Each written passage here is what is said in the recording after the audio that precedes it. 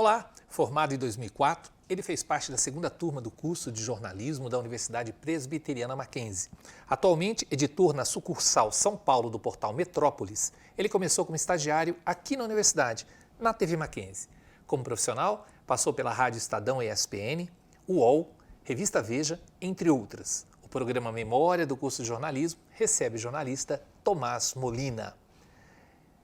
Ninguém te chama de Tomás, né? Ninguém me chama de Tomás. Ninguém sabe quem é o Tomás, né? Então, a partir de agora, eu vou te chamar de Batata. Tudo bem. Teu nome oficial. Batata, obrigado por você ter vindo. Viu? Eu que agradeço o convite. Prazer estar aqui. É um prazer também, porque são 20 anos de formação da sua anos. turma. Passa rápido, né? Passa muito rápido. Vou começar com a pergunta básica. Por que você escolheu fazer jornalismo? Eu sempre tive uma vontade de fazer rádio, de contar a história um pouco ao vivo, essa história de falar dos problemas da cidade. Então isso acaba me levando para o jornalismo no sentido de querer contar a história e fazer as situações ao vivo.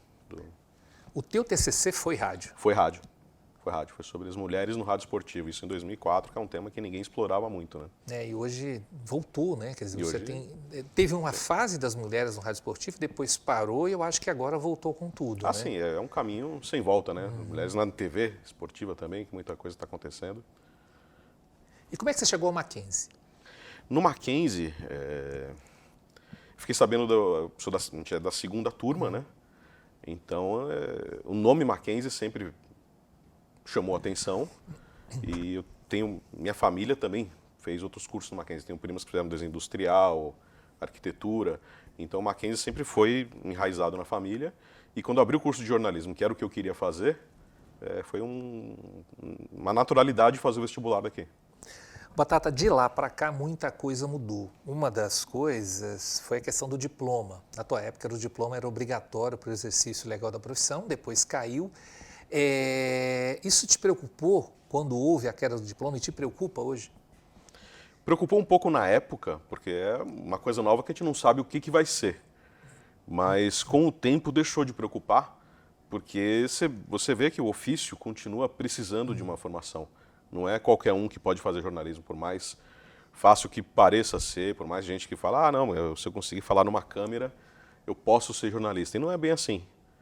Então, acho que hoje é mais tranquilo nesse sentido. Assim, existe uma necessidade, as empresas entendem a necessidade, não saem contratando também qualquer um sem diploma, só porque não é obrigatório. Eu me lembro da sua turma, evidentemente, tem muito carinho, um contato próximo com eles, com vocês até hoje, né? Como foram esses anos na universidade, sendo a segunda turma, experimentando todo um processo de implantação praticamente do curso? Como é que foram esses 4 anos? Foi uma coisa nova para todo mundo, né? Assim, a gente sentia que tinha uma adaptação tanto da universidade quanto da gente. Para a gente é, obviamente, tudo novo, porque é um curso de faculdade, mas a gente via que tinha muita coisa aqui que o Mackenzie também foi aprendendo com as necessidades naturais que aparecem, sem imaginar que teria na hora que montaram o curso. Por exemplo, comparando com hoje. Você é de uma época que não tinha rede social, praticamente. Não tinha, né? O Orkut veio em 2004, a gente estava se formando, né? Mas assim, de estrutura mesmo, de máquina fotográfica, por exemplo, eram 3 professores com 3 máquinas. Com revelação. 70, com sala escura, com 70 pessoas, a gente tinha que ficar ali revezando e tal. Então começou a foto digital também apareceu na época, tem um monte de coisa que... Mas a estrutura do curso mesmo, de precisar... O que você acha que te ajudou no curso? Se é que alguma coisa te ajudou, quer dizer, o que te ajudou? Disciplina, o que você se lembra que foi importante para a sua carreira posteriormente? A vivência prática no estágio aqui foi muito boa, trabalhar com o pessoal, de sentir como é que é a coisa por trás das câmeras, porque o trabalho aqui não era exatamente jornalístico, era muito mais de produção. Então foi bom para perceber um pouco também, não é só, ser jornalista não é só você sentar aqui e sair falando, você não vai ser a estrela do negócio, você tem também que passar todas as etapas por trás, tem que ajudar também quem está por trás Existe uma estrutura por trás da notícia que não é só o jornalista. Você disse que teu sonho era rádio, você gostava de rádio, e seu trabalho, TCC, foi sobre rádio, e você foi para a rádio. O que você acha que mudou o rádio? Eu sempre lembro os meus alunos de rádio que A gente sempre ouviu falar que o rádio vai acabar, o rádio vai acabar. Eu acho que eu ouço isso desde garotinho, né? Desde sempre. E a minha visão é que o rádio evoluiu na realidade, né? Ele tem um espaço maior do que era anteriormente. Qual a tua visão sobre isso? O rádio hoje, ele virou um pouco TV também, né? Não tem mais aquela coisa de ser só a voz, de imaginar como é que funciona, tal. Sempre tem uma câmera ali em cima. E acho que o rádio passou por um processo que o jornalismo inteiro está passando, que é meio de inversão. Na época que eu me formei, o jornalista ele fazia uma curadoria do que era importante para noticiar. O gatekeeper, né? E hoje é o contrário. Hoje você vê o que está acontecendo em rede social, o que está dando audiência, e isso te pauta. E aí é uma coisa que pega todo mundo. Mas você acha isso bom? Não. Não acho bom. Porque a gente acaba priorizando muita coisa irrelevante em detrimento ao que de fato precisa ser noticiado. Mas eu sei, eu tenho a impressão que as pessoas estão ouvindo mais rádio. Então porque é fácil, né, de ouvir. Você consegue ouvir no smartphone com ele guardado no bolso, não é que nem televisão que você precisa ficar vendo o tempo inteiro, você precisa parar um tempo para fazer isso. Você consegue botar no bolso e lavar uma louça, você consegue dirigir o carro, você consegue fazer um monte de coisa. Então, acesso para o rádio, que foi sempre a vantagem do rádio, né? E falando em rádio, áudio, a gente pode dizer por aí, como você vê a entrada do podcast e como você vê o consumo do podcast hoje? Que não era uma época que não se discutia no seu curso. O podcast, eu acho que é um produto diferente do rádio, né? E o podcast no Brasil também, ele é feito de um formato muito ainda... Ele está muito engatinhando, porque se você parar para ver, 90% dos podcasts são 2, 3 pessoas entrevistando MesaCast. Com um convidado. Que é um programa que de é um entrevista, negócio que dura 2, 3 horas, que eles ficam fazendo corte para rede social. E eu sinto falta de roteiro, de coisa documentada, que aí... Vai dar spoiler, o Tomás Caverini vem aqui também. Ele tem um podcast bom, roteirizado, que é uma coisa... que é uma coisa que sente falta, uma coisa que precisa ter mais. Então, mas o Tomás Caverini, o que me parece que é outro tipo. Por exemplo, o MesaCast, que é isso que você falou, eu até vi uma piadinha sobre isso, um cara conversando com o avô dele, dizendo, na tua época tinha podcast? Tinha. Chamava-se entrevista. Entrevista, porque é basicamente isso. O que o Tomás faz, eu acho que é uma coisa mais produzida. Sim. Que não dá para chamar de documentário, mas é muito mais produzido que simplesmente entrevista. É uma reportagem muito mais elaborada, mas é uma coisa que precisa ser mais feita mesmo. O pessoal acha que é fácil fazer podcast justamente porque acha que é só botar você, mais um convidado aqui e sai falando por 2 horas. E não é bem assim. Não precisa ser só assim. A entrevista tem a sua importância, mas o documento, um roteiro bem feito, como é o Medo de Helena em Brasília, por exemplo, também é um outro exemplo muito bem acabado de podcast, e precisa ser mais visitado. E dá trabalho. Dá trabalho, justamente, e aí é um problema, né? Que aí cai até um pouco na questão do pessoal que não tem o diploma, né? Assim, eles acham que não dá trabalho, e quando vê que dá trabalho, não acaba partindo no que é mais fácil. Em 2004, o aluno entrava, ou praticamente, mesmo na conclusão, que foi o caso de vocês, já pensando em mídias específicas, rádio, televisão, jornal, revista. Você acha que há um mercado, há um mercado mais amplo hoje para o jornalista, mas ele tem que ser mais comunicador do que só um jornalista, por exemplo? Ele tem que saber fazer mais coisa, na verdade. Eu vou revisar minha questão. No sentido de redação, ou seja, não dá mais para visar uma redação, ele tem que visar um ambiente um pouco maior, mais amplo de trabalho. Não, dá para fazer só em redação. O ambiente que eu trabalho hoje é uma redação quase nos moldes antigos, assim, muito repórter apurando. A diferença é que hoje o repórter ele tem que estar preparado não só para escrever, no nosso caso que é um site, mas ele tem que estar preparado para fazer vídeo, ele pode aparecer num podcast a qualquer momento. Então ele tem que ser mais multimídia do que era em 2004. Como é que vocês têm trabalhado o ChatGPT e a questão da inteligência artificial de forma geral? Como que o jornalista pode aproveitar isso? A gente usa, no Metrópolis, a gente usa o ChatGPT muito para ver as questões de métrica de audiência, que a gente tem uma ferramenta que chama Marfil, que mede a nossa audiência ali. E lá eles têm já uma inteligência artificial que sugere o assunto está indo bem lá, o caso Belo e Graciane está indo bem. Aí vem a inteligência artificial e dá sugestões de pauta para a gente abordar mais esse assunto para conseguir mais audiência sobre o tema. Ou seja, ele acaba sendo benéfico. Ele acaba sendo o princípio do pauteiro.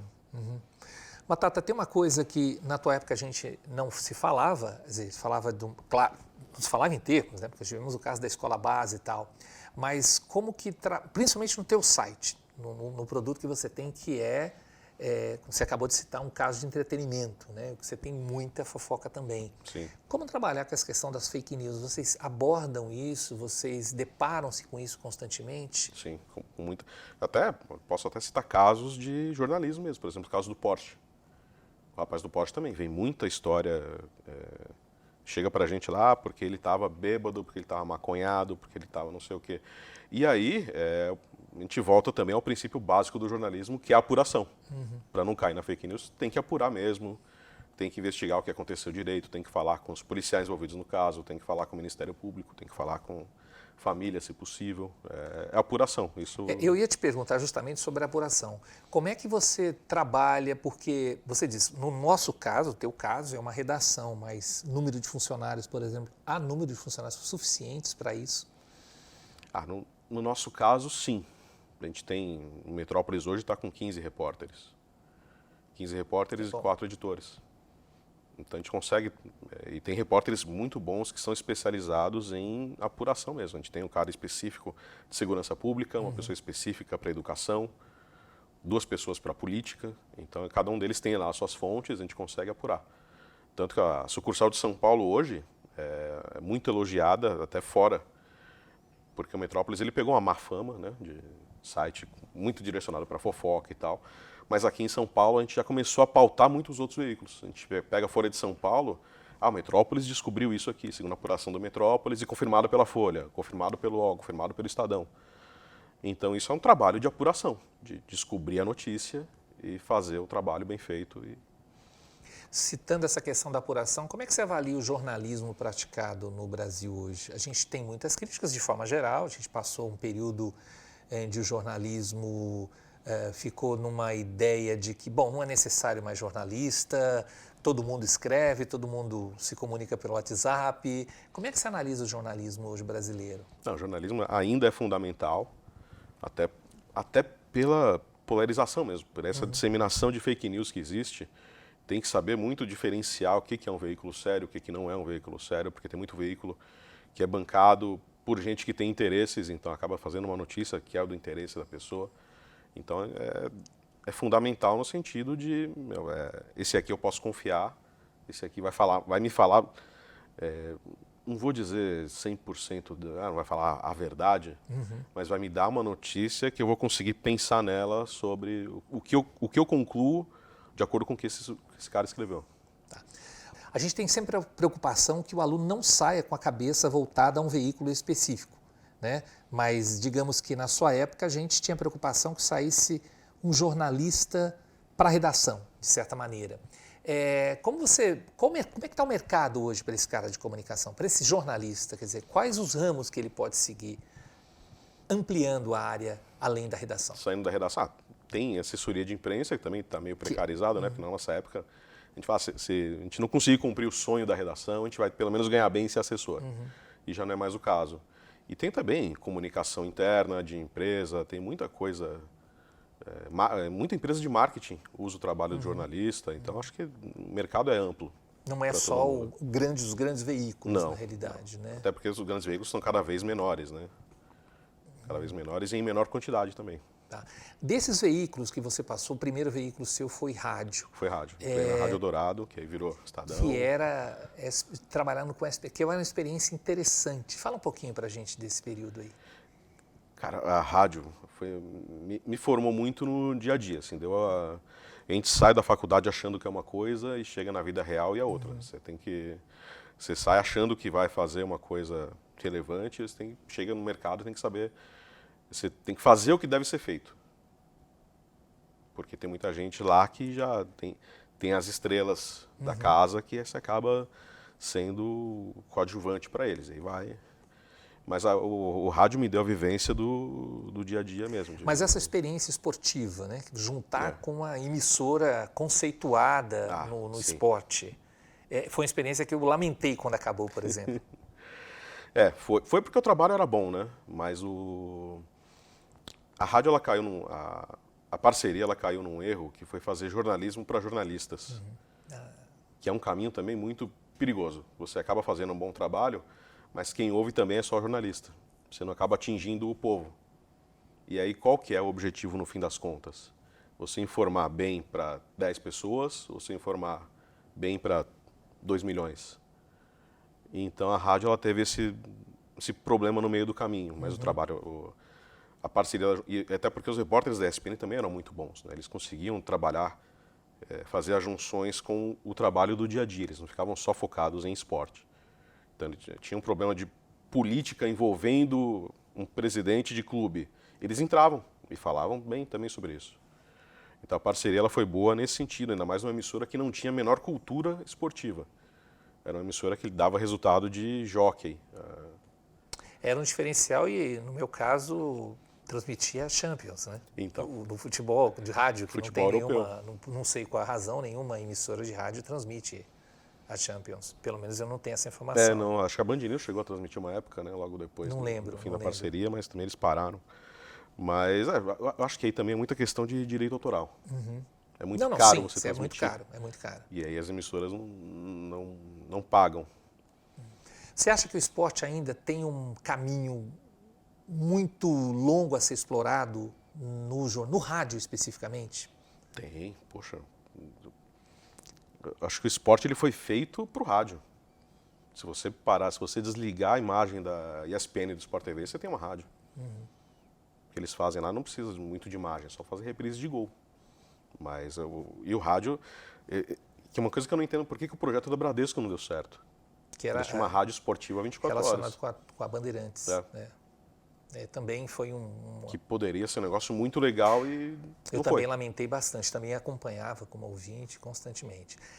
De forma geral, Batata, vendo a sua carreira 20 anos depois, vendo um curso 20 anos depois, valeu a pena fazer jornalismo? Valeu. Eu acho que eu tenho uma carreira bem digna, uma carreira sólida, acho que eu passei por bons veículos, acho que valeu a pena sim, acho que eu cumpro bem o ofício hoje, aprendi bem as lições ensinadas aqui no Mackenzie. Então não foi em vão. Não foi em vão. Não foi em vão, consigo viver do jornalismo hoje. Então... Batata, obrigado pela sua presença. É muito legal ter essa turma, né? Esses 20 anos depois. Eu espero que a gente consiga fazer um evento aí com vocês para comemorar de certa maneira, né? E saber que muita gente, pelo que eu tenho conversado da sua turma, mesmo que não esteja na redação, está na área de comunicação, Sim. né? Ou que utilizou de alguma maneira o conhecimento do curso para a área que educação, por exemplo, muitos foram para educação também. Isso é bastante interessante. Eu que agradeço o convite. E espero estar aqui para 25, para 30 anos, para 40 anos. Vai estar. Obrigado, viu?